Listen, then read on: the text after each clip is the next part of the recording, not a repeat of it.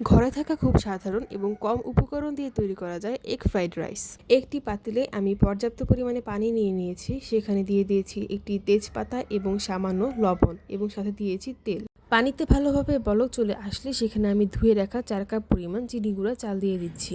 চালগুলোকে আমি ঘুরি ধরে 7 মিনিট সিদ্ধ করেছি এবং এগুলোকে 70% কুক করেছি। ভাতগুলো থেকে পানি ঝরিয়ে আমি একটি বড় পাত্রে ছড়িয়ে দিয়েছি যাতে খুব ভালোভাবে ঠান্ডা হয়ে যায়। একটি বাটিতে 5টি ডিম নিয়ে নিয়েছি এবং সেখানে সামান্য লবণ দিয়ে আমি খুব ভালোভাবে ফেটিয়ে নিয়েছি। ডিমগুলোকে আমি স্ক্রাম্বলড করে নিব। ডিম ভাজা হয়ে গেলে কড়াইটি সরিয়ে আমি একটি পাতিলে পর্যাপ্ত পরিমাণে তেল দিয়ে দিচ্ছি। তেল গরম হয়ে আসলে সেখানে আমি আধা কাপ পরিমাণ পেঁয়াজ কুচি, রসুন কুচি এবং চিড়ে রাখা কাঁচামরিচ দিয়ে দিচ্ছি। দিয়ে দিয়েছি সামান্য লবণ। পেঁয়াজ হালকা বাদামি হয়ে আসলে সেখানে 70% রান্না করে রাখা ভাতগুলো দিয়ে দিচ্ছি।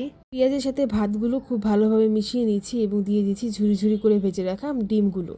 এই পর্যায়ে চাইলে সটে করে রাখা কিছু সবজিও ব্যবহার করা যায়, যেমন ক্যাপসিকাম, গাজর, পেঁয়াজকলি। এতে দেখতে ও খেতে দুটোই বেশ ভালো লাগে। কিছুক্ষণ রান্না করে এখানে আমি দিয়ে দিচ্ছি 2 টেবিল চামচ সয়া সস এবং 2 টেবিল চামচ টমেটো সস।